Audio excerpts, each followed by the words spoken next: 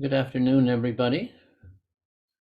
Today is a presentation by Marrianne Armstrong, and everybody can read a lot about her background on the screen that she is sharing, but she has provided me with a little bit of more personal information, and she reminded me that back in June of 2020, she was one of the first presenters on our KCOR Zoom series.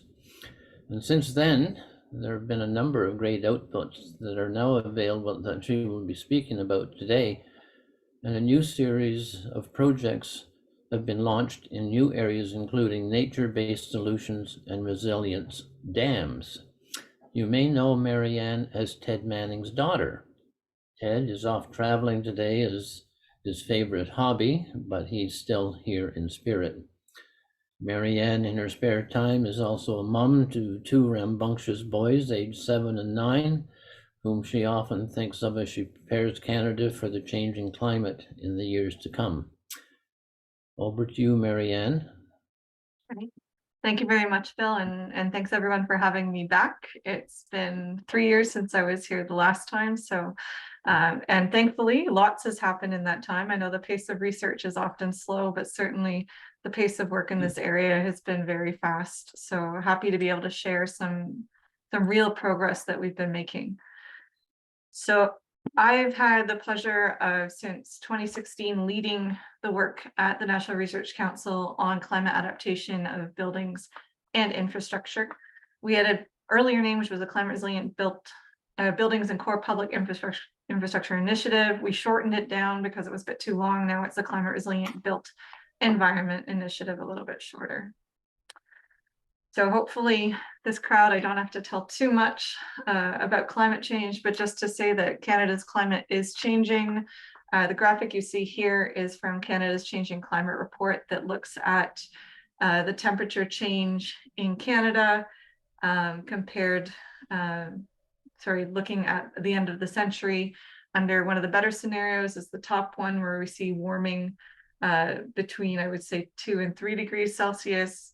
For Canada, we're actually warming at twice the global rate, even more in the north. And the bottom one, you'll see the temperature changing in one of the worst case scenarios up to 9 or 10 degrees Celsius in the north. And where I am in Ottawa, we're looking at 5 degrees Celsius change. So that is a lot of change just on temperature, but obviously there's consequences for other weather-related events, including wildfire, flooding, extreme heat, extreme wind, drought. We're already seeing some of these consequences. We have seen as well studies showing now that, yes, we can directly link the increase in extreme events to climate change. So as we amass more evidence, we're seeing a stronger connection there. From our standpoint, though, where we're working on buildings and infrastructure, we're concerned that climate change is affecting the way our buildings and infrastructure perform. We build them a certain way now based on historic data, but we expect them to give us the same performance in the future. And we're realizing that that's not true. We're seeing consequences on service life, sustainability, safety, and ultimately we're already seeing it cost billions of dollars to Canadians. So ultimately, we need to adapt to avoid and mitigate significant impacts on Canadians' health, safety, and prosperity. And the reality is adaptation looks different right across the country. Different locations are experiencing climate change in different ways. So solutions need to be targeted at the local level. Other interesting statistics on climate change. Out of the top 10 most costliest natural disasters in Canada, 8 of them have happened since 2011. I think it's maybe even more recent than that. I think Hurricane Fiona also displaced one of these bars that you see here. But you also see a range of different climate impacts, from wildfires to hail, flooding, ice storms, wind storms. So unfortunately for Canada, we have climate. We like a lot of climate. We love to talk about the weather, but we are also experiencing some large extremes in climate in this country.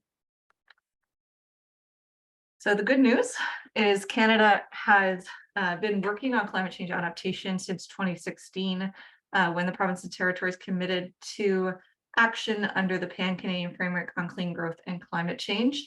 And even more recently, back in November, the Government of Canada released their National Adaptation Plan, which also includes a Government of Canada Adaptation Action Plan. So I find the most interesting targets within the National Adaptation Strategy are the ones shown here that really underpin the work we're doing on buildings and infrastructure. But I do invite you, if you're not familiar with the strategy, please go have a look. It covers all different sectors from economy through to health, through to infrastructure and buildings, and biodiversity. So there's a lot of different elements of that strategy. So please do have a look. But today we're speaking about buildings and infrastructure. Some really good targets here, including starting in 2024, that resilience to climate change impacts is factored into all new federal infrastructure funding programs. So looking at developing resilience requirements for all infrastructure funding. By 2027, 75% of members of professional associations have the capacity to apply climate change adaptation tools and information and communicate the business case for adaptation measures to their clients. So we're working in that space to develop tools and guidance and best practices to help support industry. And by 2030, robust guidance codes and standards covering the top climate change risks for key public infrastructure systems are available to be adopted by all infrastructure decision makers. It really speaks directly to our work, and I'll get into details about that. And ultimately looking to ensure that all public and municipal organizations are factoring in climate change adaptation into decision-making processes. One that I don't have called out on the slide, but I would like to add today just to mention to it, is on prevention of overheating. By 2040, eliminating all deaths from overheating. And that's a major goal, a wonderful goal to see, since so many people died recently in BC during the heat dome event a couple of summers ago. So what are we doing? So this is the fun part. We've been thankful to be working in this space since 2016. I came here and presented in 2020, so it would have been about the initial initiative, which was CRB-CPI, Climate Resilient Buildings and Core Public Infrastructure Initiative. Today, I will speak to some of the outputs of that work and some of the impacts from that work, as well as our new initiative, which is CRBE, Climate Resilient Built Environment, which is running through till 2026. So we're entering into our third year this year. So under both these initiatives, we've established a large large network of expertise, including over 200 different collaborators, municipalities, OGDs, industry, academia, all coming together to work on the challenges of climate change adaptation. We've also been working right across the National Research Council. We've been working with over 100 different staff at the NRC, from infrastructure and building science, coastal and river engineering, hydrology, aerodynamics, building codes as well, and ultimately working to advance the field of climate change adaptation for building and infrastructure. And the really interesting thing is, because of this investment, Canada is at the leading edge in a number of the different areas we're working. Others are coming along. Americans, Australians are looking to our work to see what we've been doing on integrating climate change into codes and standards, and looking to learn from what we've done and ultimately emulate it as well. And also, we've developed a suite of evidence-based guidance documents on how to adapt. So I'll dig into a couple of those in a minute. Oh, well, right now. So some of the outputs from the first phase are shown on this slide. I'll invite you to, there's some links at the end of the presentation if you want to get a hold of any of these documents. That's the best place to find them, is on our website. Has links to a lot of the outputs from the first phase of work, including all the ones I'll mention today. So one of the really wonderful outputs we have was on developing future data for the design of buildings and bridges. So as mentioned, right now, the way we design things is for the past. So we look at the past 30 years of weather data. We say, yep, that's the climate. It's going to continue at a stationary level into the future. But we know that that's no longer true. So we were working with Environment Canada, Pacific Climate Impact Consortium, to develop future-looking climate data to help inform the way we're designing our buildings and our infrastructure. So that data is now available, and I'll show you another place that you can find it in a slide in a second. We've also been working closely with the National Building Code and the Canadian Highway Bridge Design Code. There were some small pieces included in both for 2020 and 2019 for the Highway Bridge Design Code. But ultimately, we're going to see larger changes coming for 2025 in both those documents. We also worked with Canadian Electrical Code. We ran a series of workshops across the country to understand what the challenges were in terms of the electrical code, which also governs all the overhead and underground systems. Since then, a number of those proposals have made their way into the electrical code, and now they've also established an advisory board on climate change for the electrical code. So some really great progress there. Other documents that are available, there are now guidelines for conducting coastal flood hazard and risk assessment. There's also guidelines for undertaking cost benefit of storm drainage infrastructure, including whether you should use green or gray infrastructure and the cost benefits of both. And I think one of our major outputs was the National Guide for Wildland Urban Interface Fires for Canada. And this national guide was in fact used to inform a new bylaw in Lytton, BC, that's enabling them to build back better. So to ensure that the new construction in Lytton is going to be prepared for future wildfire conditions. So that's a big accomplishment. We're also going to be tracking the implementation of the bylaw in Lytton, lessons learned, any of the challenges and barriers to the adoption, so that we can inform updates to the guideline as well as standards moving forward. Okay, so other outputs, I won't run through all of them in great detail, but certainly there's a whole suite of outputs available for buildings. There's other ones for bridges, roads, water, wastewater, and I'm missing one as well as transit systems, urban transit systems. So, but in the building space, there's a great number of publications available now for climate data, overheating, durability, roofing systems, wildfire is mentioned, flood resistance, flood protection, all the way through to wind resilience. So there's a whole suite of information that we now have that's available and ready to be applied. We're also working with the building codes to look at which pieces now feed into the code system. So one of the really interesting documents that's on this page is the impact assessment of the cost benefits of applying the wildfire guideline across Canada. And this actually looked at different archetypes of buildings in different locations across the country to really understand the cost and the benefit of applying different measures, like using wildfire resilient windows or applying screens on the eaves trough, and often quite simple things. So identifying, really digging into what those costs would be, but also what the benefits would be in the long term. And it found that if you apply the wildfire measures just at the local level in the building, I think the payback was maybe 3 to 1. It was much lower than if you addressed it at the community level. So looking now at how best to apply the wildfire measures in communities across Canada. This is another fun one if you have some time and you want to go play with information. We just recently launched the Pacific Climate Impact Consortium Design Value Explorer. So this allows you to interactively dig into all that future data that we've developed for buildings and bridges.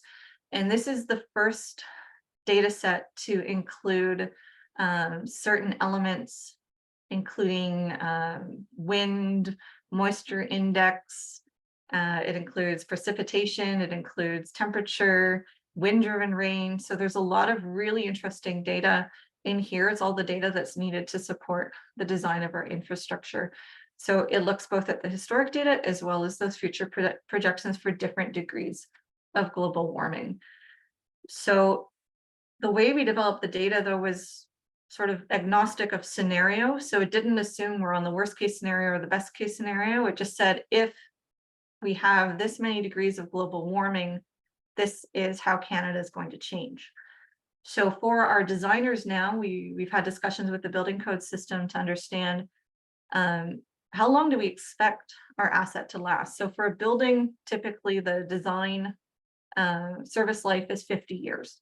So we would say, okay, in 50 years' time, then how much global warming are we expecting? And at that point, the scenarios don't diverge nearly as much as when you get further out. A lot of the climate change is baked in, unfortunately, over the coming decades. So ultimately, the building code, what's being proposed now is to design for that 50-year timeline, as well as 2.5 degrees of global warming. For the bridge code, they've actually looked at a longer service life, I think 75 or 100 years, and looking at maybe one of the lower scenarios. So not looking at the worst case scenario for the bridge code. So this is just a sample of the data that you can get from this Design Value Explorer. I keep putting a star on this picture, but it never shows up. But this is actually data from Banff, because I recently presented there. So I picked Banff out on the map. But this tells you how the temperatures are going to change in Banff. In this case, this is the design temperature, the 2.5% design temperature. And so it tells you that actually Banff is one of the better locations, doesn't change as much as elsewhere in the country for 2.5 degrees of global warming. And if you look on the right of this graphic, you'll see the chart on the right. I've selected that 2.5 degrees of global warming that's being proposed to be used for the design of buildings. And it has different factors and ratios that can be used to adjust the design data we're currently using. So in some cases, temperatures are going up 4 degrees, 5 degrees. Wind is increasing just slightly with a multiplication factor of 1.06, for example, at the bottom there. But it gives you a sense of how these things are changing. Rain is going up quite substantially in the area. I see a ratio of 1.2 in one of those cases. So this can give you a sense of how the different design variables are changing. So I invite you to go explore and have a look there and learn a bit about how Canada is changing and how these different variables will be changing as well. So that was a look back at some of the outputs from our first phase of work. I also want to highlight for you where we're going with this information. So 2 years ago, we launched our Climate Resilient Built Environment Initiative, and there's a series of goals that are shown on this slide. One is to generate new knowledge. So looking at working in new spaces, including nature-based solutions, as well as resilient dams. We're also looking to support evidence-based decision-making. So now that we understand how Canada is changing and how it's going to impact our infrastructure, we want to build that into the tools that people are using for the design, management, operation, decommissioning of our assets. We want to enable regulation, so supporting the discussions in the building code, the bridge code, the electrical code, as well as moving some of our guidance documents to standards. And also advancing technical solutions, such as the one shown here, which is called Bridgetal, which is for monitoring, using satellites to monitor small displacements in bridges that can trigger the need for inspection. So it's a good way of monitoring our current assets. And now we're looking at applying that technology to different types of assets like airport, runways, and dams as well. And ultimately looking to share the knowledge that we have and build capacity in Canada to undertake really this goal of having a resilient country and sharing this knowledge abroad. So I like this slide because it's a newer slide that we put together to try to understand how we go from research through to application. First, on the right, we have some of the key drivers that are driving the work on adaptation. One of them is avoiding financial loss. You saw that bar chart earlier, billions of dollars. We find financial institutions, insurance agencies, municipalities who can't afford to recover post-disaster are the ones really driving the conversation on the need to adapt. So it really is about avoiding that financial loss from major disasters. Health consequences as well. Sometimes we lose the conversation on overheating because there isn't a price tag associated to it. But certainly we need to be avoiding health consequences of overheating, including deaths, but it also has consequences for people who are sick, for the elderly, et cetera. So even though people aren't necessarily dying every heat wave, it still has health consequences on top of that. And then also finally ensuring equitable adaptation. The reality is the people like me, I can afford to adapt. I live in a nice house. I have no problem adapting to the consequences of climate change. I'm not the one that we need to target.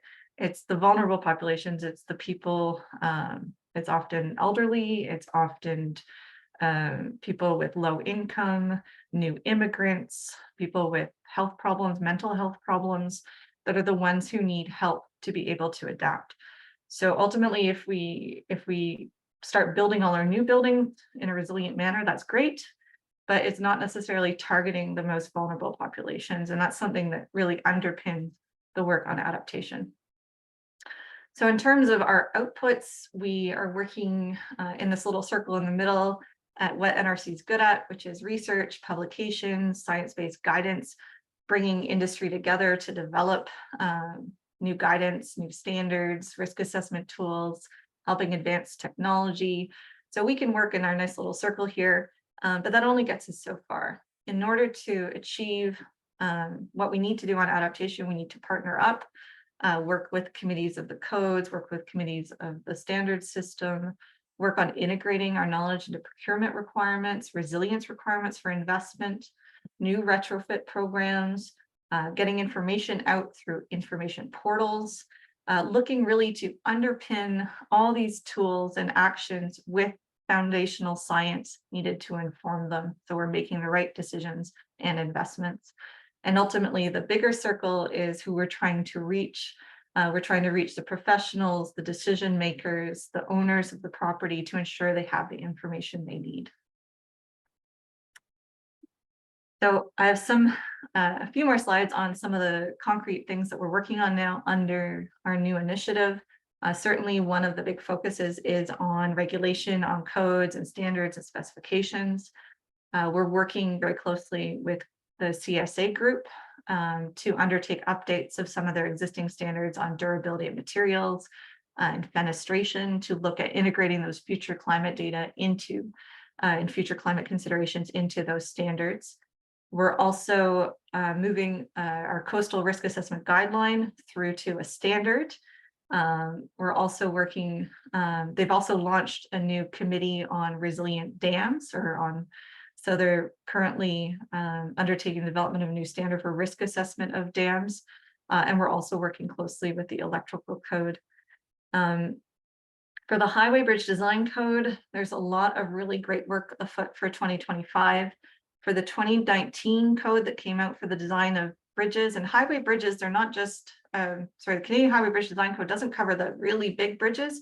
What it covers is all the little overpasses that we see throughout the city. So there's thousands of them across the country. So this is what governs the design of those smaller highway bridges in Canada. So we've been working very closely with them. In 2019, they introduced the intent to design for resilience. For the upcoming code in 2025 is really going to be the how to build for climate change resilience, including future climate data, including great work done by some of our researchers at NRC on corrosion. So preventing corrosion both in steel and aluminum bridges, but also in reinforced concrete bridges as well.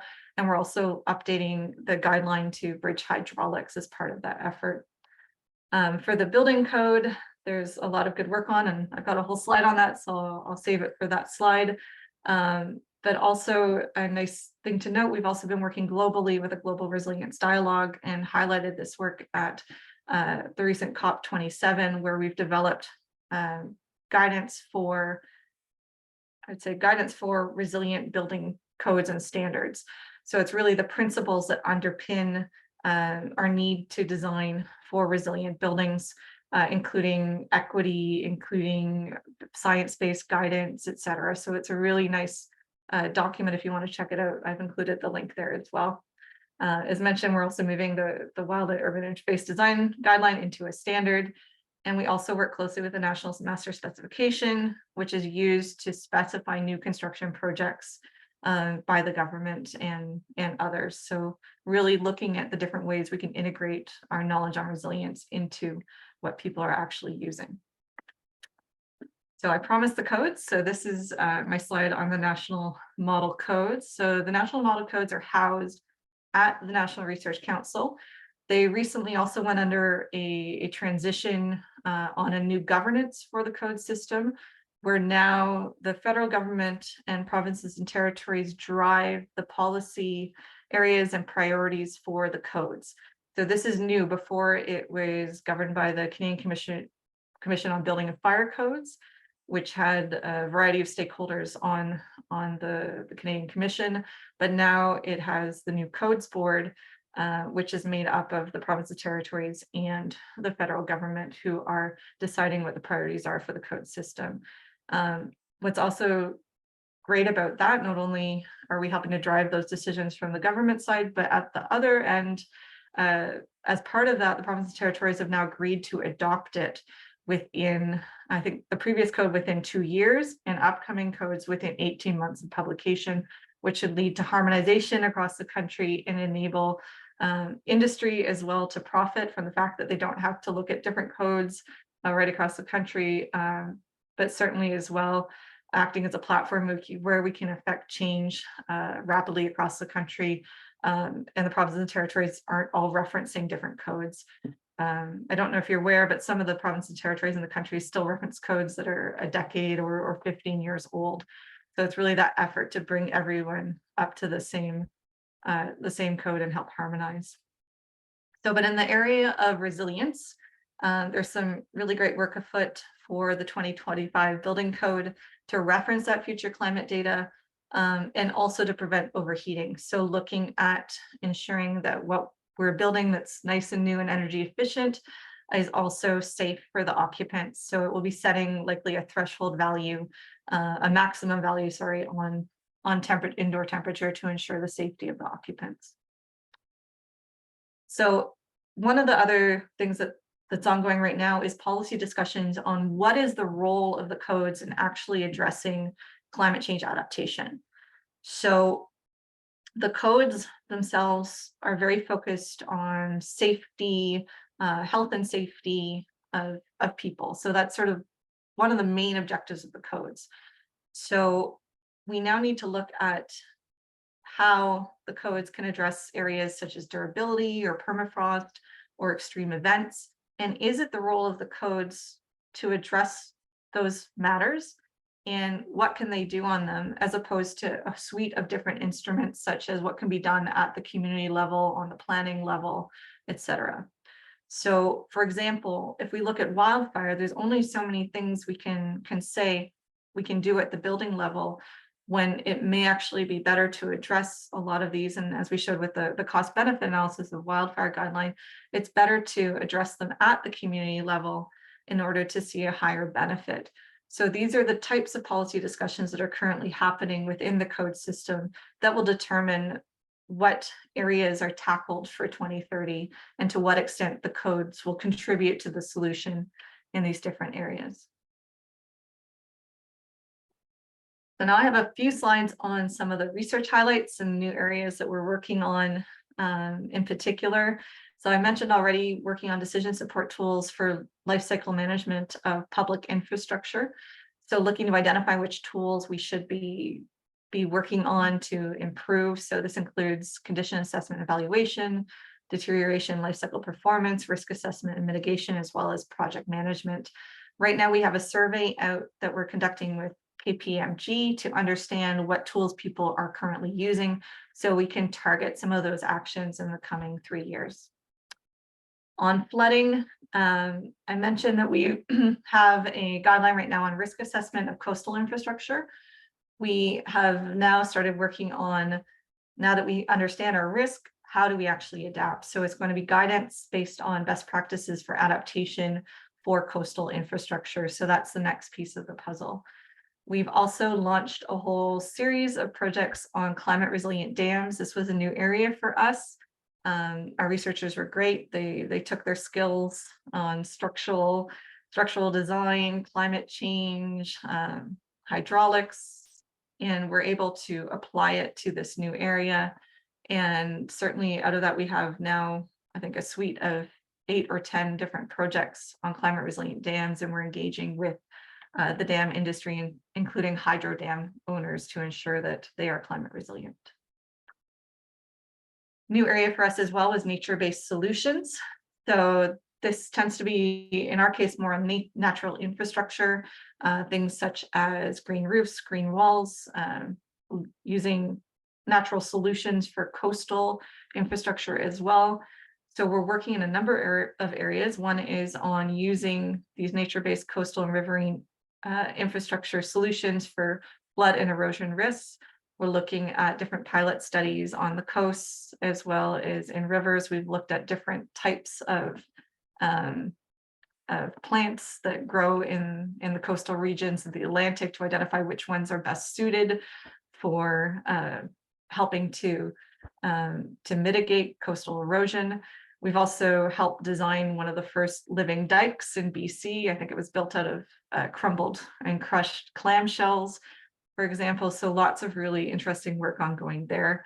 On the flip side, we're also using natural infrastructure to mitigate urban heat islanding and urban flooding.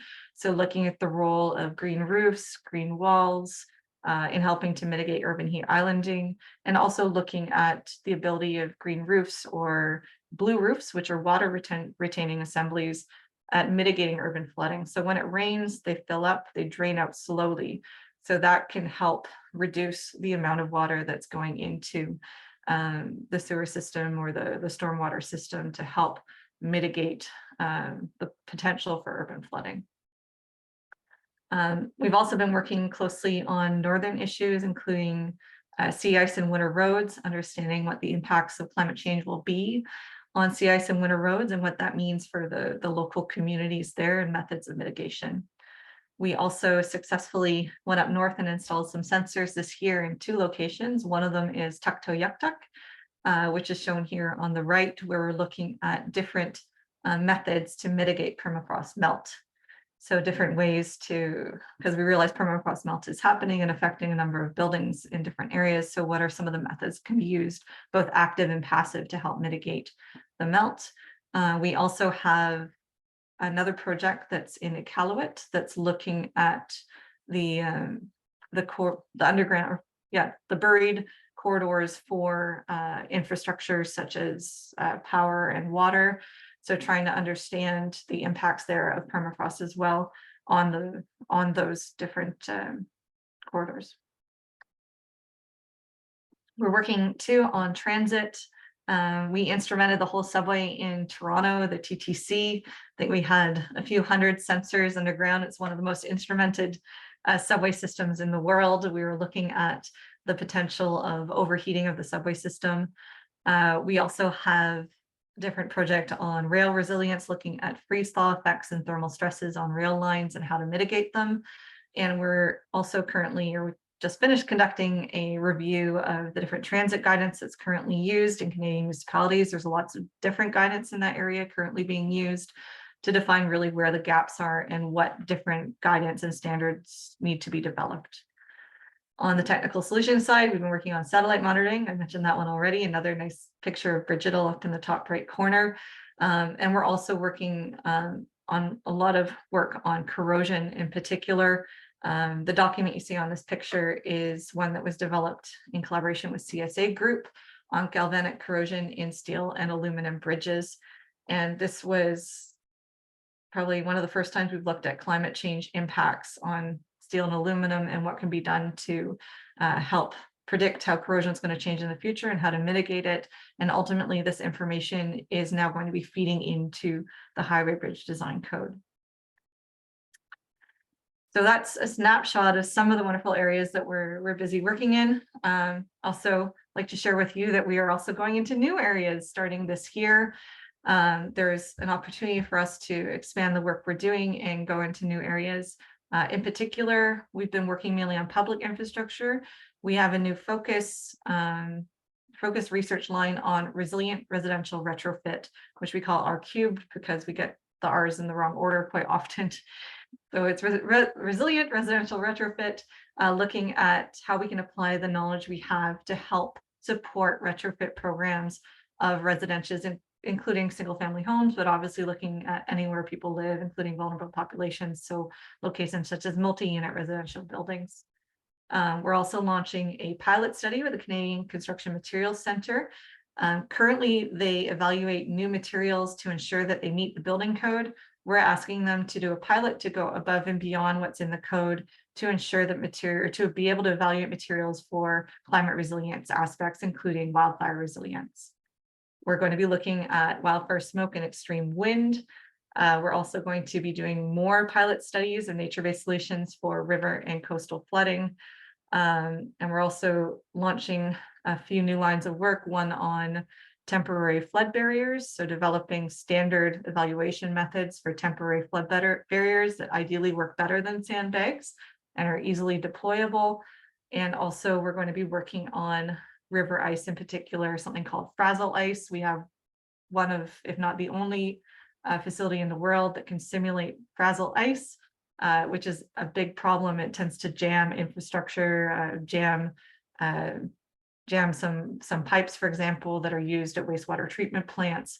So looking really to be able to examine frazzle ice, how it's going to change in the new climate conditions and how that ultimately could impact our infrastructure. So that's a whole lot of information today, but I know you're a very interested audience, so I appreciate the opportunity to share that with you today. It's just a snapshot still. There's a ton of information available.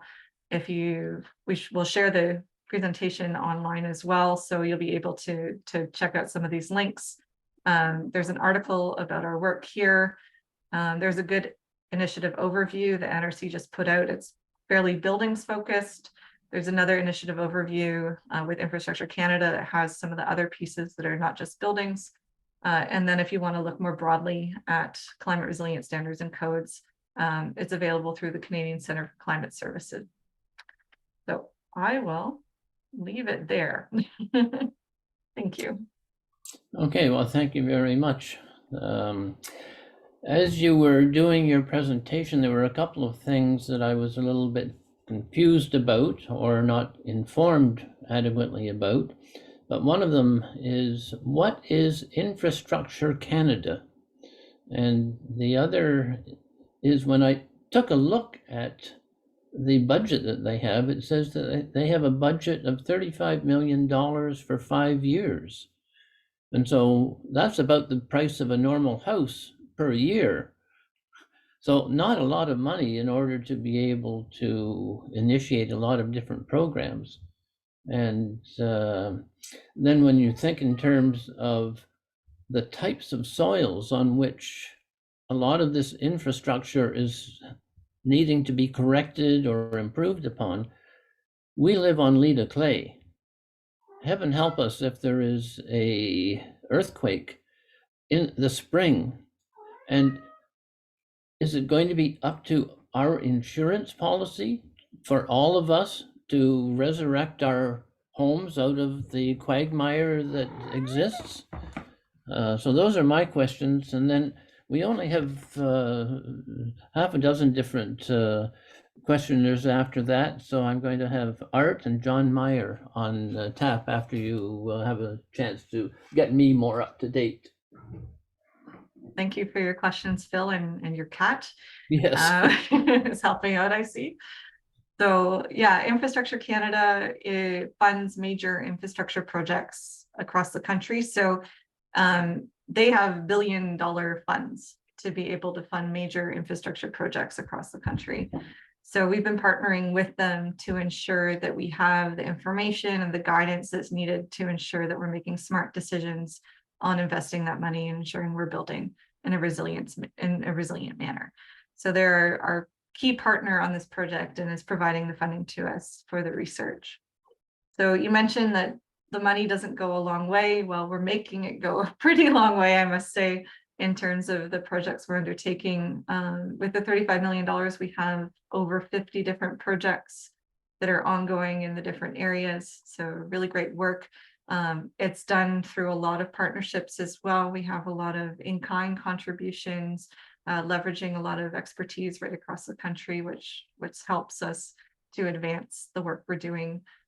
We also have projects where we're co-investing with others as well that helps make the funding go a little bit further too. But in terms of funding, it's still one of the larger investments at NRC. So it's a very large research program in terms of funding. So I'm pleased that this investment's been made and that we're able to move this forward in such a way. And I think I can speak to the fact that we have a lot of really keen researchers involved. I think we have over, as I say, over 100 different researchers at the Research Council that are involved in this work and very passionate about it, and that it shows in the results that we're starting to achieve. You mentioned Lita clay. I grew up in Ottawa. I'm quite familiar with Lita clay and living in a bowl of clay. That tends to be on the earthquake side of things. We cover mainly climate resilience, but there is actually a team of earthquake experts at NRC who have been doing great work in the area to understand what the risks are in different parts of the country. They most recently actually did a study of the Parliament buildings, and they had mock-ups of the floor of the Parliament buildings, which is a weird design. I'm trying to remember what it was made of, but it was almost tile-like structure, and they were racking it and shaking it to see what the failure mode was of the floors that are in the Parliament buildings. But they've been working at risk assessment of existing buildings for earthquake risk. And often when we think earthquakes, we tend to think BC, because the big earthquakes that happen on the West Coast. I think what we sometimes forget is the whole area of earthquake risk that we have along the St. Lawrence Valley, which we see through Quebec in particular, where we have quite a few older buildings that have fairly high risk of earthquake damage as well. Okay, well, thank you. And Art. Yes, Marrianne, I once again, listening to you and looking at the breadth of the challenge that you've been confronted with over these years, I said to myself, who are the stakeholders? And I couldn't think of anyone who isn't a stakeholder, which means that there's a great deal of organizations and people carrying various objectives which they don't share with everybody else. And oh my, I respect you deeply for your ability to stick handle and try and get anything moving forward. I do have a question which I can use the answer to this evening, because I'm giving a talk on microgrids to 125 professional engineers of Ontario this evening. And I would like to say something on any standard that is being addressed with regards to geothermal, particularly the heat exchangers, and both shallow and deep. For example, I do know there are heating hubs for cities like Edmonton and number of very tall buildings that are using geothermal to heat themselves, and this has been around for a decade or so. But I'm not aware of any standard. So if you can help me there. The second part of that, of course, is if there is a standard on microgrids, because of course microgrids, no two seem to be alike. They're all different, and they're all designed differently with different objectives. And of course, they can include entire communities. We are in fact working with the city of Ottawa with some of the developments which are being planned now, and some of them well underway. And but they include both, of course, geothermal as some form of community heating. And microgrids themselves, as you're well aware, are becoming very prominent throughout the rest of the world. We seem to be a little behind in many other countries, but they're coming. And of course, the third standard is one of agrivoltaics, where there is a mixture of solar arrays and agriculture on the same land. So could you give me something I can try and tell my audience this evening on those 3 items? I'm afraid I might not be able to answer your question, Art, because my focus has been primarily on the adaptation side, so on the climate side and on the impacts on infrastructure and buildings, so less so on the energy efficiency side. We do have a sister program though that just is ramping up on that you might be interested in as well, on really pathways to achieving low carbon construction. So it's called the Platform Towards Decarbonization of the Construction Sector. And there's efforts afoot to understand what can be done on life cycle carbon, including operations, which certainly some of the pieces you mentioned today would contribute to that. In terms of operations, we're also looking at embodied carbon as part of that work. So looking at what's needed to help support design for low carbon construction, help support the cement industry towards low carbon cement, for example. So there's work there. There's work on automation of construction as well.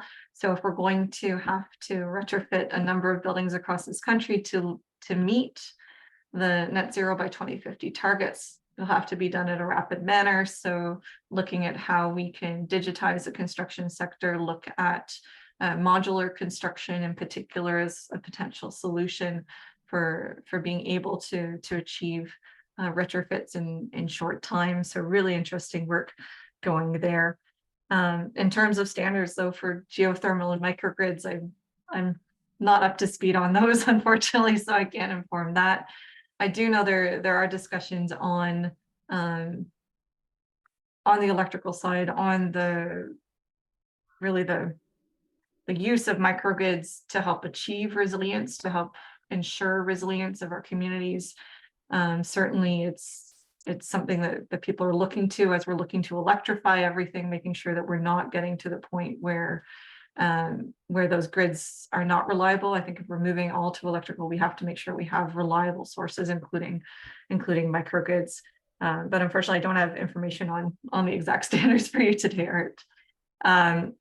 I do want to mention too on the stakeholder thing that, yeah, it is a challenge. There's a lot of stakeholders, and right, everyone is affected by climate change. And at first, when I think we first launched the first initiative, we were thinking it would be great to have an advisory board that brought together a bunch of people to help advise on the work we're doing.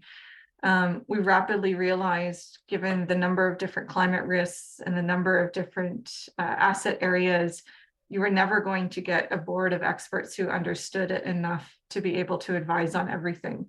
So in the end, we ended up leveraging different advisory boards for different areas. Like we just did one up on nature-based solutions. We're reaching out to the Canadian Dams Association and leveraging their group to be able to advise on the resilient dams piece.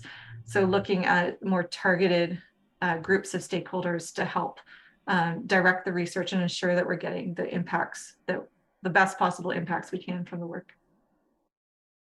Okay, and I did ask about agrivoltaics. I presume that you that's in your energy sphere and probably down in the weeds somewhere. Yeah, that's yeah. Again, it's not what I know much about. So certainly, I mean, we have looked at different photovoltaics on roofing systems, looking at the impact of snow on double-sided photovoltaics, so we can get a reflection off the snow to activate them. So some of that research might be relevant to the use of photovoltaics in agricultural areas as well, I would think, but it's not something that we've been covering at the Construction Research Center. Okay, thank you. Thank you. Okay, so John Mayer, and then followed by Peter Bulkowski. Okay. Yeah, thanks.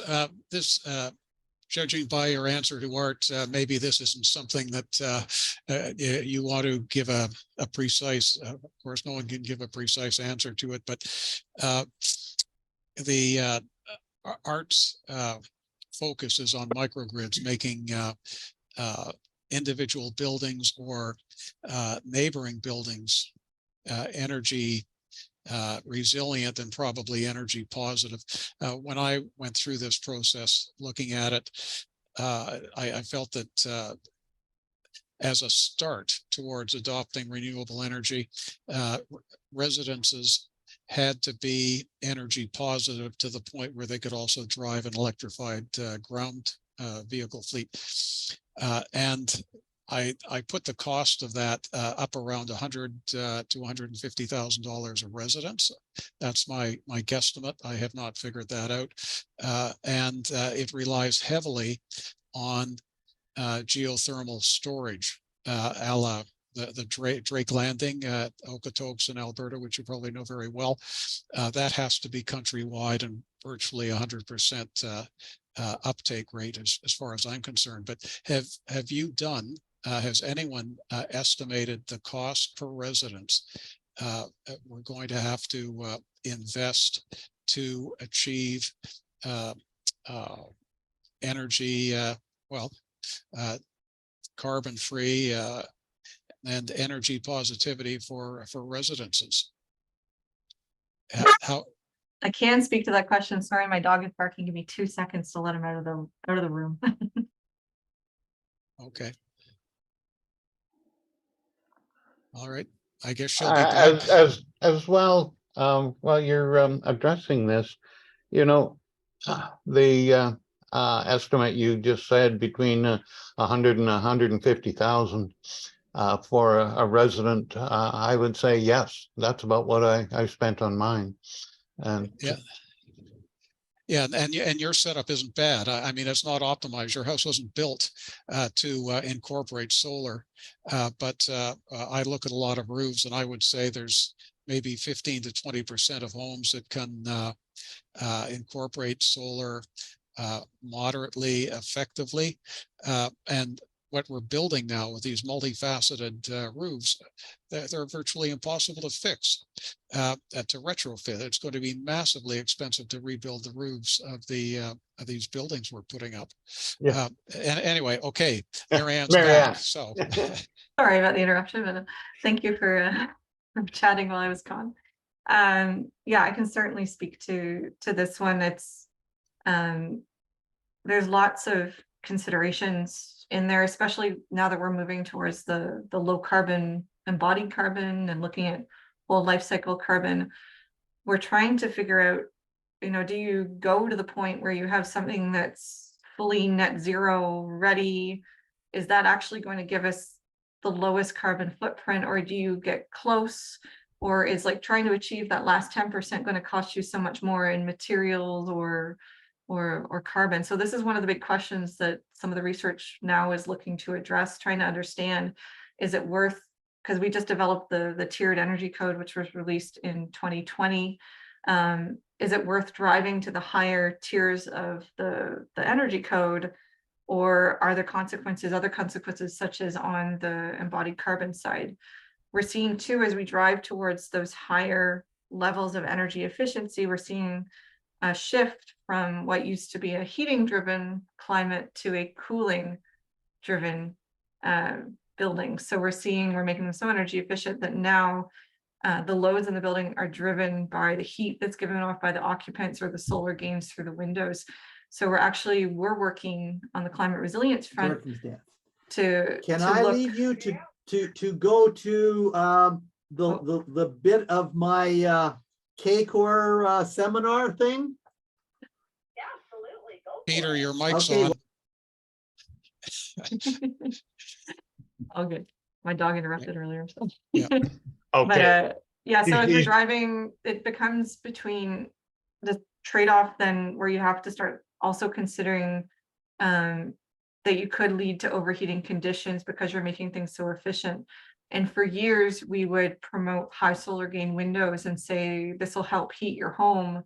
But now they're actually looking at having limits on the solar gains of windows in order to prevent those consequences. So I think there's a lot of research questions still left on the higher energy performing buildings, and how do we achieve all those targets together. We're also working on another good piece of the puzzle is performance-based codes. So moving from what we had with we used to have prescriptive codes, which said you put a nail here, you put a nail there, you use this material. Now we've moved to objective base, which tells you, why are we trying to do this? And then we're looking to shift to performance-based codes. So research is ongoing to understand how to set performance levels that can be measured, can be assessed, can be tested, so that we can look at achieving all the different goals together, including things such as accessibility, energy efficiency, health and safety, resilience. So it's a complicated space right now. There's a lot of different objectives and different challenges within the building space, and we want to be able to do it in an optimized way. Okay, yeah, I'd say geothermal storage will take a lot of, minimize a lot of those issues through curtailment. It's power to eliminate curtailment. Anyway, I don't envy you your job, because even with our population, or half our population now, I think it's daunting, and adding more people into the country, I think that's the next question from Peter, makes it very difficult. Anyway, thank you. Thanks. Thank you. Okay, so Peter, you're up now. Hi, Marianne. Peter Bulkowski, oil and gas person, now retired, spent a summer working at NRC in 1972. I appreciate all the work that NRC does. We have a group which seems to be more or less supported by the federal government, not officially, with the goal of a population in Canada of 100 million people by the end of this century. How do you see adaptation being able to accommodate over 60 million more new people into the country? And where do you see them going? I think it's a loaded question. But certainly I think right now we have issues of affordability. And I think that's one of the biggest concerns when it comes to the building space, is ensuring that we have affordable housing for everyone who's coming into this country, certainly everyone who's in this country already. So that's first and foremost one of the big challenges. And we feel that with performance-based codes and things like that, we can address additional concerns on affordability at the same time as we're addressing some of these other issues. In terms of climate change is actually going to make Canada an even more appealing place to be, I would say, in terms of what I've seen in terms of the models. A few more extreme events, certainly, but there's also some really good climate predictions for Canada, certainly, in the changing climate. But that being said, I know there's a whole lot of research ongoing on climate change driven migration and things like that. I'm not sure really I can answer your question fully, but just to say that if we undertake the research that's needed, we can also save the country billions of dollars by investing in adaptation now that can be used to help support a prosperous Canada in the future. So I think that's really where we're focusing our work. Any of the economic studies have shown, upwards of 3-to-1 payback, sometimes, 10-to-1, 12-to-1 payback for every dollar invested in adaptation. And certainly having a healthy economy in Canada will help support a larger country. Of course, people are needed as well to help support economic prosperity in this country. Thank you for your answer. Just one comment. Even without climate change, we have a lot of adaptation to do. My first memory as a child was Hurricane Hazel in Toronto. And I see continuing mistakes being made by municipal governments in terms of where they place new development, including my city of Calgary putting billions of dollars into development on a floodplain that has flooded repeatedly. So I hope for good adaptation. I thank you for an interesting and effective talk and a lot of good work. Thank you, Peter. I'll comment on the flood one. Yeah, that's something we're considering within the codes as well.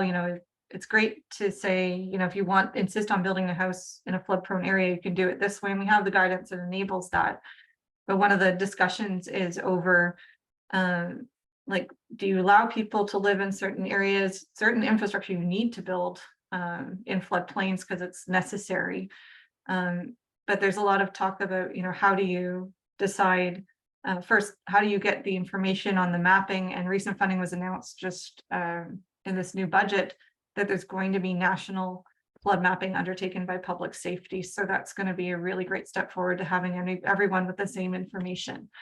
And also looking at flooding, how climate change is going to impact flooding, who's most at risk, how do you express those risks to people? Because often you say, you live in a 1 in 100 year flood zone, and so, well, that won't happen during my lifetime. But if you express it more as a percentage, it becomes a lot more likely that people understand that it is actually going to affect them has a high chance of affecting them during the lifetime of the mortgage they have. So there's a lot of talk about that. There's been some different regions in Canada looking at understanding the value of trying to protect the buildings that are currently in floodplains versus buying them from people and relocating people. That's a whole discussion as well. So it's a very complicated area. I think one of the biggest pieces that's going to support that is having good flood risk data that is readily available to everyone and help inform people's decisions. I appreciate that comment. I'd encourage you to take a look at the city of Calgary, where the city is putting an entertainment district onto the Elbow River floodplain. $500 million for that, maybe a new NHL hockey rink. And I don't need a flood map. This area was underwater in 2013. So it's not just individuals, it's governments that are actually taking actions that are wrong. Again, I appreciate your work. Thank you. Thank you. Okay, so John, your turn for your question, and Susan Tanner, you're on tap. Thank you very much, Marrianne, for your presentation. The width of it, I suppose the breadth as well, is a bit mind challenging. My question is, it has quite a bit in common with Phil O'Reilly's, and it has to do with organizing the demand, which I assume will come from all your work on standards. And that is, and I think you mentioned it at least twice, the one thing is to establish new standards, but then there is meeting what you call the support of actions taken to meet the new standards. And it just seems to me that the demand is going to be very, very high. And are you counting on Infrastructure Canada to meet all these demands? I really don't see that there's a match there. It just seems to me that the government will be overwhelmed at a certain point by so many demands to meet the new standards. And 25 million doesn't seem to me to go very far. But you said you're doing your best to make it go far. But anyway, that's not for the infrastructure, but that's for the standards and the research to support it. Well, okay. I'm talking about the how should I say, the feet on the ground, the actions taken to meet the new standards. It just seems to me there's going to be an awful lot. And where's this money going to come from? And how, I guess the big question is, how is all this coordinated? That's a good question. So in terms of, there's a lot that'll need to happen. I think people finally are thinking of being more proactive than reactive. I know typically it was like the build back funding would be like, I'll just put back what was there, maybe a little bit better. But now they're looking at, we're going to build back and ensure that it's resilient. And by the same means, we're going to be investing in ensuring that critical infrastructure is resilient. It is a good question because funding needs to come from all levels. So municipal, provincial, territorial, federal. And that's part of the discussions that are associated with the new national adaptation strategy, is figuring out whose role it is to undertake which pieces of that adaptation puzzle. So it's looking at developing agreements between the federal government, between the provinces and territories and others on how we're going to tackle adaptation. So that I'm not part of that discussion. I'm aware of those discussions. Within the federal family itself, as part of the Government Canada Adaptation Action Plan, actions are being coordinated, and there's a whole governance structure in place as well to coordinate on moving these pieces forward and reporting on them as we move closer to the targets of National Adaptation Strategy. So I don't have the full answer for you, but just to say that you're absolutely right. It has to be a coordinated effort. The financial sector as well is having some really interesting discussions on how to foot the bill for adaptation. It's harder to take avoided losses and make it worthy of investment up front. It's not easy to convince a homeowner, for example, to say, well, your house, might see a wildfire one day, so you should, add $3,000 to $10,000 worth of measures to your home just in case. It's a harder sell because they won't necessarily see the payback. You can't guarantee that there's going to be a wildfire and that their house is still going to be standing. So that's, how do you, but we know in general from the macroeconomics that that's the case, that if we do this in a number of communities across the country, there's going to be very large savings. So it comes down to that financial model of how do you get people to invest in adaptation upfront. And someone said, you don't need to find 10-to-1 savings. All you need is 2-to-1 to get someone to invest. So it's how do we make that case? And certainly the financial sector is having those discussions and looking at those financial models to figure out how to make it happen. Good. Well, I wish those coordinators the best of fortune in this massive task. So, quick question, Maryanne, do you have a time frame? Are you able to stay with us for another half hour, or how do we I can plan stay this? with you a little longer. Yeah, I have something to go to a little bit later, but I think we're good. We're good for now. Okay, so I won't put a limit on it, but I can take it longer for sure. So Susan, you're up, and then Jean Doherty.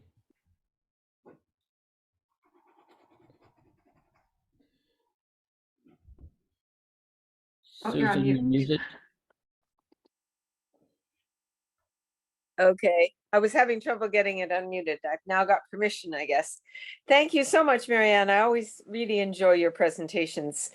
But like my friend John, I'm very worried about the implementation nationally of some of these, and just walking past the development. There's development is going so fast, and they're building such shoddy things in such terrible places that it is really depressing. And I understand that you're making a lot of progress with provincial agencies.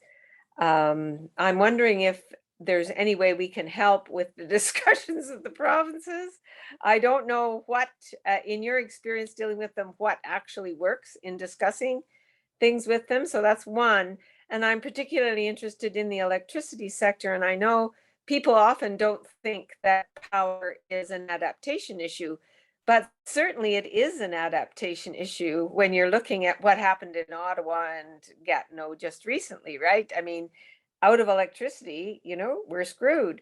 And we do need to look at the microgrids that Art is talking about. We need to look at the efficiency of transmission lines. We need to look at distributed generation. We need to look at all those things, and I'm wondering if you can enlighten us as to where that might be happening or where we should be pressuring it to happen. Hi. These are the questions. So let me go back. So what was the first one again? You had three questions and I was going to answer them, but you sidetracked me. So we had energy efficiency. You have been working with provincial agencies, PTs. and you have some idea what works when dealing with them. Mm-hmm. And yeah. And then the second one was on electrical generation, that it is also an adaptation issue, and there's lots of things we should be assessing. And now that I've got the floor again, I'll say I'm also interested in the international level because, you said you were doing some work internationally at the meeting, but our problem in Canada is that even our own aid agency can't get private sector to go over there and work on adaptation because it's not bankable. And you've referred to that when you were talking about what was happening in Canada. I'm really worried about internationally. I cannot understand how they don't get it, that if we don't help people where they're living, they're going to come and live here one way or another. So thanks. So, so from the provinces and territories, certainly, certainly I think it comes down to priorities. So BC sees it as a big priority right now because they had the heat dome, the flooding, the wildfires that impacted them all within a short term. So those conversations are easy. It's the ones who don't see it on their front door or have forgotten it was there a few years before, that are harder to convince of the importance. But sadly, as we're seeing more and more of these events, we're seeing more and more people be aware and interested in adaptation and pushing for it because they realize that they can't afford another giant flooding event, or they can't afford the consequences of another bad wildfire season. So there really is a lot of push behind the conversations right now. I'm not sure individually if we push them, but I think it really is the climate change itself that is pushing, the climate extremes that are pushing those conversations. On energy resilience, yeah, absolutely. It is a little bit inside the scope of what we're doing, but unfortunately it kind of falls along the edges. We have been working closely with the electrical, the Canadian Electrical Code, and we ran this whole series of workshops across the country, and it really opened people's eyes to, oh wow, there's things we need to do for the electrical grid. And this was before a lot of the consequences we've seen recently. So there were, in fact, they were quite pleased. We had 50 proposals for change. They were quite pleased with them, and they actually included a lot of those within the electrical code. They even did an interim change to help address, to actually bring some of those on board early for the latest editions of the electrical code.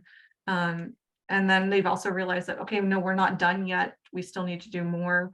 So particularly for overhead and buried underground systems, they've brought on board this whole advisory board to now look at what else can we be doing for the codes that govern those systems.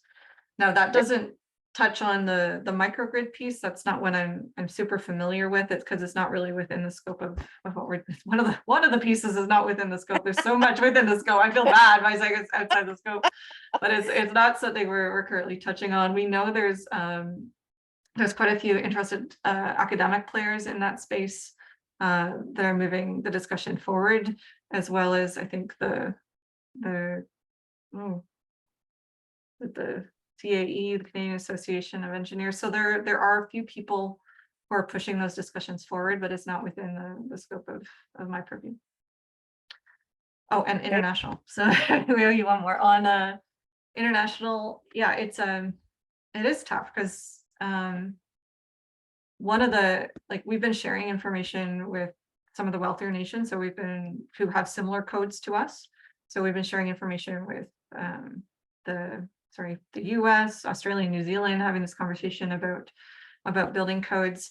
We've also talked to some of the poorer nations, some of the African nations, for example, and said, do the principles we've developed resonate with you somewhat? And they said yes, but in some cases they're just dealing with the fact that the buildings were not really built to any code to start out with. So how are you supposed to now evaluate what you have and determine how to make it more resilient? Like, at least we've had a building code in Canada since the 30s, so almost 100 years. So how do we, so we have something that we can base it on. Like, if we know how old a building is, we generally know how it was built. Whereas in a lot of these countries, they're dealing with a very different situation. So it's tough. I mean, the discussion is on, principles. What can we do? What can we all do? Make sure we have the science available to underpin it. Make sure we have, we're addressing the most vulnerable population. So there's certain principles that can underpin everyone's actions. But certainly it also comes down to resources, saying, you know, how much resources do we have to be able to adapt? In Canada, we're lucky. We have a very big country. We have a lot of needs on adaptation, but we also have the resources to put to this. So there are a lot of gaps in that space.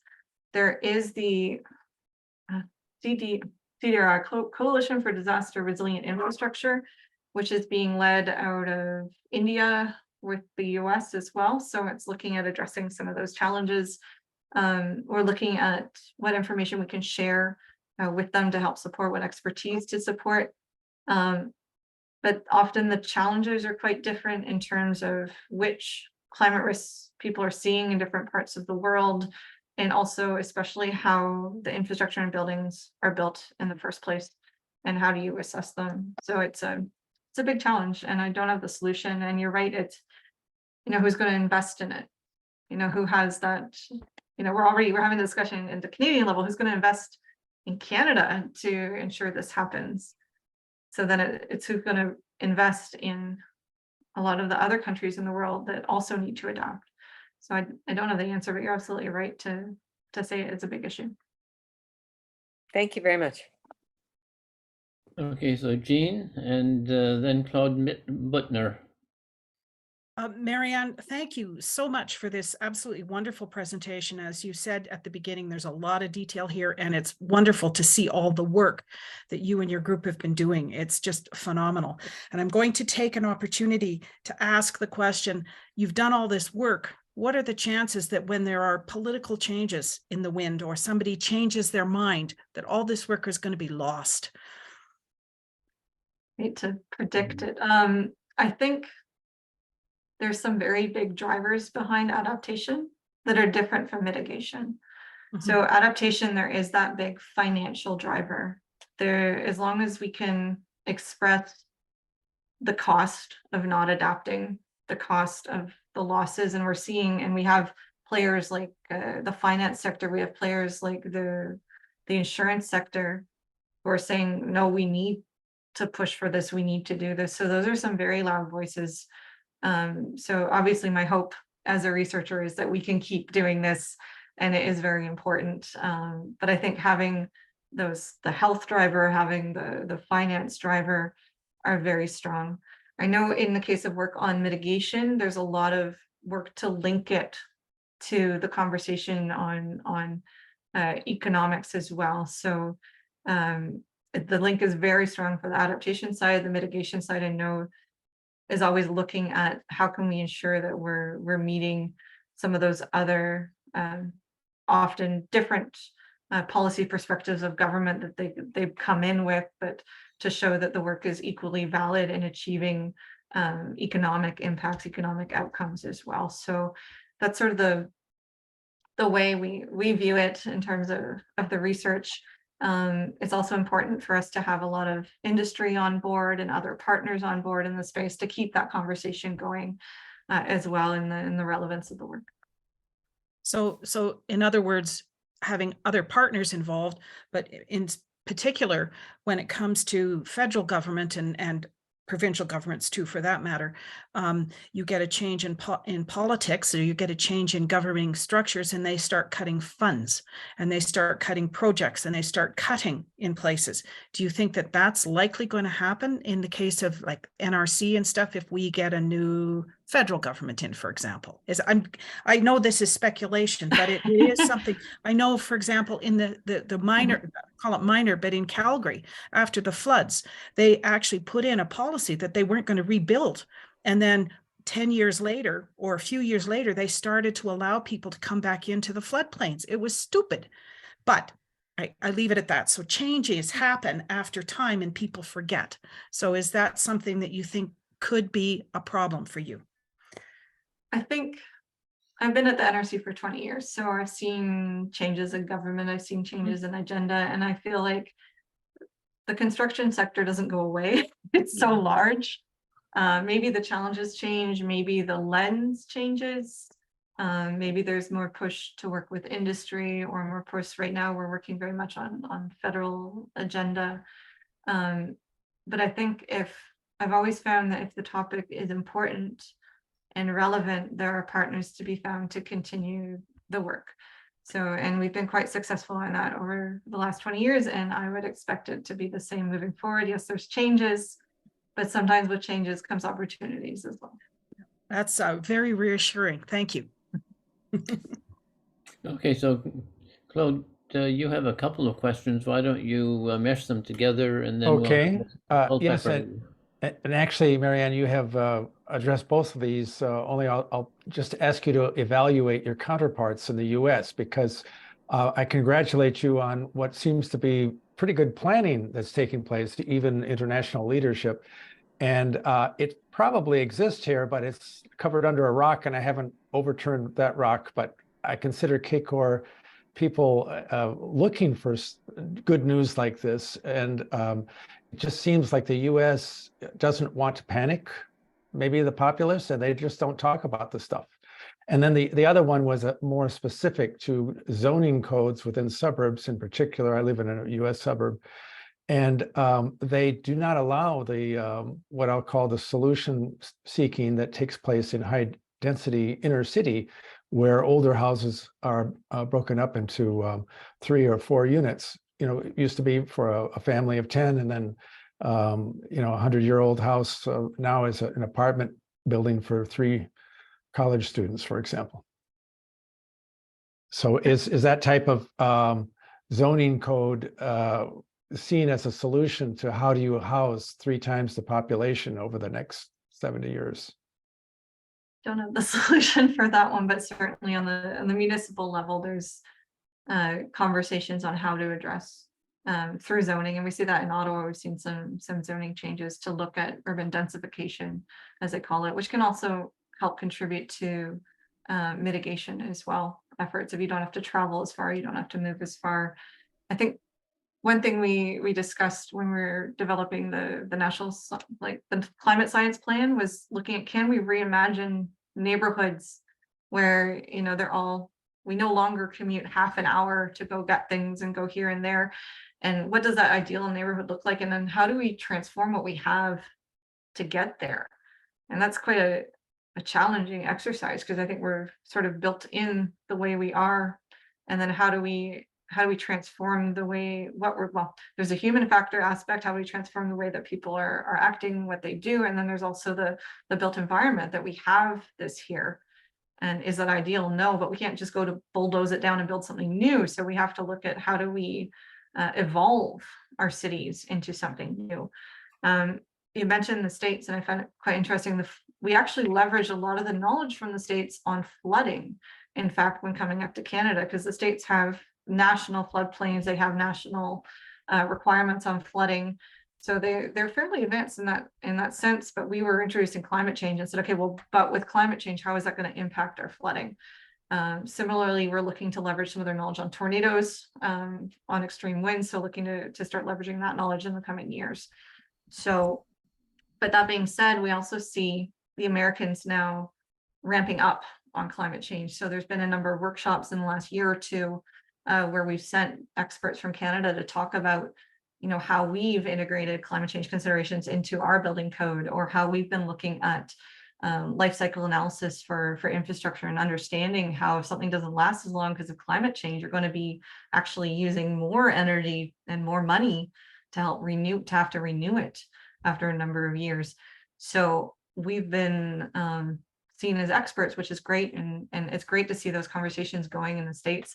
And I was talking to one of my researchers who was just down there last week, and she said they want to come talk to us, and they want to do everything under the sun. So they're sort of going from, they're not thinking small, they're thinking big, right? So they're going from like, we're here, we want to be there, and this is this huge effort that we want to undertake. So I have a feeling that when they do get going, they will do so in a fairly big way. So that's my impression, but it's good to see that conversation shifting. When I was down there working with the Global Building Resilience Dialogue, we could still have conversations, even though climate change was sort of a no-go topic in many areas of the States. It was really about extreme events. So it's also how you spin the language. So it's extreme events and the cost of extreme events and avoided losses. So that was still a prominent conversation in the States. They have a lot of challenges with hurricanes, for example. So it's the conversation exists and the expertise exists. It was just in a different language, if we can put it that way. But now looking to look at those climate change considerations and better understand how those are going to impact the infrastructure in Canada and the States. So, Thank you. and another really interesting one I thought of when you said that is, in Canada, in a lot of the flood-prone areas, we actually see like newer buildings and big buildings and people who are wealthy who have the nice river view and things like that. In the States, it's often the populations who couldn't afford to move out after the last flood. So very different demographics that we're dealing with in Canada in terms of people who are affected by flooding than those who are in the States and affected by flooding. So I think it's something to look out for. Is that they're going to be that similar demographic shift in Canada, or is it something we can avoid by moving people out and having stricter regulations on what's built within those flood regions? Thank you. Okay, so Roy Culpepper, are you with us still? I am. Can you hear me? Okay, yes, and so this is going to be the final Q&A session, and then Jean, I guess you're going to be ready to do the thank you. Okay, well, let me join others who've heaped thanks and congratulations on Marrianne for a fantastic presentation. What we would do? Is that better? Yep, go ahead. Okay, so my comments will just build on the exchanges with John Legg and Susan Tanner, my colleague at the Group of 78. On adaptation, I have to say that I feel sometimes, including with this conversation, that the need for adaptation and the need for building resilience, that case still has to be made. I find our conversations often slipping back to mitigation, the need for green transition, greening our energy and so forth, all of which are crucial. But now I think it's really time for us to put much more emphasis, or as much emphasis, let's say, on adaptation and building resilience. So a sign of the fact that we're not really there yet was evident when the National Adaptation Strategy was launched in November, announced, and it was announced with the federal government with provision of $1.6 billion in new spending in the next 5 years. And by its own admission, the government said this was just a small down payment.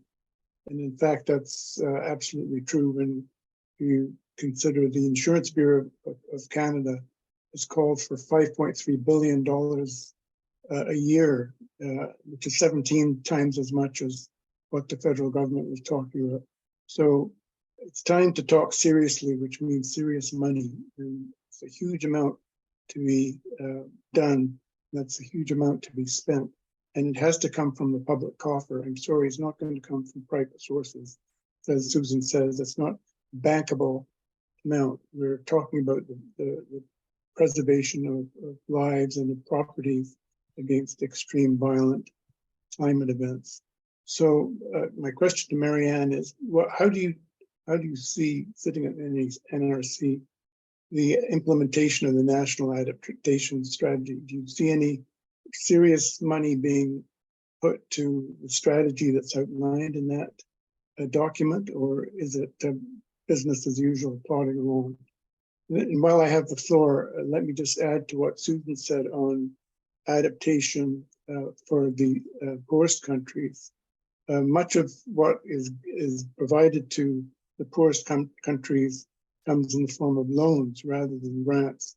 And we're talking now about countries that are very poor, but also deeply indebted. So you're heaping new loans on deeply indebted countries. And evidence shows quite plainly that some of the most deeply indebted countries are also the ones that are most vulnerable to climate change. So on both accounts, we need to provide support for these countries, not through loans, but through grants. Unfortunately, in Canada, we just cut the aid program significantly in the previous budget, which has caused some protest in the NGO community, but not very much. So there's a number of challenges we face in financing adaptation, both at home and abroad. And I don't see very much being said about how those gaps are going to be filled. Yeah, so, I mean, yes, 1.6 billion. Was it everything everyone asked for? No. Was it part of it? Yes. Was it more than we were doing? Yes. So there's definitely commitment to doing more in that space. And we see it from our research side now. We have partners to work with, because for a few years we didn't have a lot of partners because there was a lot of concentration on COVID, rightfully so, to get us through the pandemic. But then now we're seeing this wave of funding for adaptation. So I think we have to look as well at which type of measures are being implemented. And an example of that is like developing resilience requirements. So saying if we put resilience requirements, suddenly adaptation funding becomes all the other funding that's flowing out the door too, to enable new projects to also adapt, or big retrofits to adapt. So there's certain, and some of it's the information that's going to become available to underpin a lot of the other programming in the government. So I think there's some of those foundational pieces in there that are going to help support that. The National Adaptation Strategy itself too is not complete. There's still those discussions with the provinces and territories on what their role is. I know there's this discussion with the federal government, like who foots the bill again. So nobody wants to pay the money, right? So we've seen these discussions in BC after the flooding and in Lytton after the fire. You know, who's helping these communities to get back on their feet? And there's a lot of discussion on whose role it is. So I think that's part of the National Adaptation Strategy, to determine whose role it is and who's responsible for what funding and how we can all come together to address this challenge. And I think there's some hesitance for the federal government to take on too much at the starting gate, and because then they become responsible for that on their own without the province and territories. So we're also going to see additional pieces likely come on board with new budgets, with new strategies announced to address some of the different areas as well. So I think the National Adaptation Strategy is a really good starting point. Hopefully we'll see more of these pieces come on board, including the province and territories, as well as some of the other funding decisions that will help support the NAS and the Government of Canada Adaptation Action Plan. So yeah, it's not everything, but it's a really good start from my standpoint. Okay, well, thank you very much, Marrianne. My thanks as a host of this session, and thanks to the people that have asked really good questions. And so over to you now, Jean, in order to do the official thank you. Thank you, Phil. And Marrianne, thank you so much. It is really definitely my privilege to thank you on behalf of KCOR for giving us this wonderful update and presentation of the work that you've been doing. And the work that you and your team have been doing is extremely important. And so I am delighted that you've been able to join us again today to do this particular presentation. So thank you so much. You're very welcome. And for those of you here, if you want to see more information and review this particular presentation that Marrianne gave us today, please go to canadiancorps.com, our website, and there you will, if you look at the Stay Informed section, you will see this particular presentation and all the other Zoom presentations that we have given over the last 2 or 3 years. And you can look for those and see this presentation as well as Marrianne's first presentation, which was on June 17th, 2020. Please go ahead and look at those. Also, if you're interested in finding out more information about KCOR itself, that information is on the website, as well as the ability to become a member of KCOR, or to just simply donate to KCOR if you wish to give money to help continue giving these sorts of presentations out there for people to look at free of charge. I would like to say thank you again, Marrianne, and thank you, everybody.